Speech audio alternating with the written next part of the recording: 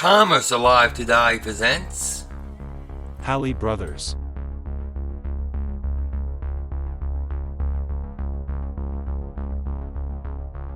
The Halle Brothers Company was considered the leading department store company in Cleveland, Ohio. Founded on February 7, 1891, by brothers Samuel Horatio Halle and Salmon Portland Chase Halle, the very first store was located at 221 Superior Avenue near the city's public square, where the brothers had bought out a hat and furrier shop owned by T.S. Paddock. The firm was officially incorporated in 1902 as the Halle Brothers Company. Years later, they moved to Euclid Avenue and East 4th Street and added ready-to-wear clothing to the merchandise mix. After growing and moving several times, the company eventually built its main store at 1228 Euclid Avenue by 1910. Standing at 195 feet.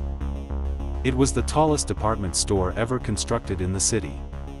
It was designed by New York architect Henry Bacon and was called elegant yet refined in its detailing of its white terracotta facade. By 1927, their new $5 million Huron Prospect building was opened, creating an emporium in what is now known as the city's theater district. Halle's was well regarded as a high-end department store, receiving praise for opening stores beyond the usual shopping district of Public Square in downtown Cleveland. As of 1927, Halle's selling region included western New York, Pennsylvania, northeast Ohio, and Indiana. Halle's devotion to personalized service was well known. And each new employee received the company's pledge to service upon their hiring. Many of us are confronted by the necessity of deciding on matters that arise in the daily routine of business, not covered by the rules and regulations. For helpful aid in such cases, remember one thing: this establishment puts no premium on clever tricks or cute business practice. Be open, frank, above all, honest. Decide on the simple law of right or wrong, then you can't go wrong. When the flagship store expanded in 1927, Time praised the business for helping to turn the city of Cleveland into a more metropolitan city and compared Halle's to Lord Taylor, B. Altman Company, R. H. Stearns, Marshall Field Company, Bullock's, and Maison Blanche. Although the company sustained losses during the Great Depression, business grew again after World War II as Halle's began developing suburban branches starting in 1948 under the leadership of Walter Murphy Halle, while completing a $10 million modernization at Playhouse Square that included a new service building on Prospect Avenue and the West Wing addition to its original building in 1949. Over time, the store came to be enjoyed by the city's carriage trade society, especially during the Christmas season when the flagship store had its very own popular version of Santa Claus, a fictional elf named Mr. Gingeling, who could be found, as the TV and radio jingle reminded kids, on Halle's 7th floor, serving as Santa's keeper of the keys.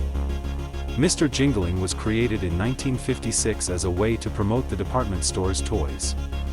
It was originally a one-time promotion in 1956, but it instantly became popular and was turned into an annual tradition. The first Mr. Gingeling was Thomas V. Muville, a Cleveland police officer. In 2014, the KD Group of Willoughby, Ohio entered into an agreement to purchase the Halle building and turn it into high-end apartments. The building was sold to the group for $20 million and was renovated into luxury apartments. While the company outlasted many other department and specialty stores in Cleveland, the 1960s brought hard times to the family business.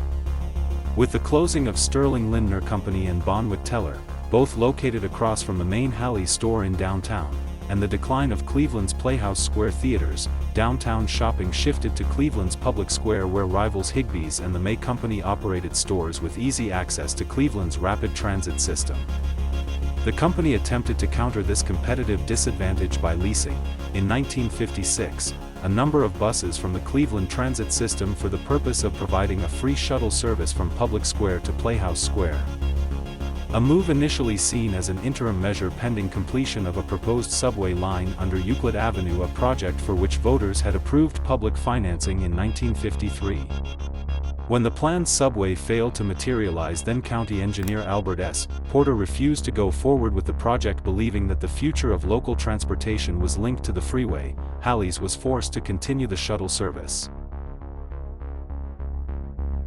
Without the draw of other stores, and rising crime on Cleveland's Near East Side, it became more difficult for suburban shoppers to justify a trip to the flagship Halle's store. If you have any fond memories, please indicate it at the comments below. Thanks for watching, subscribe, and like.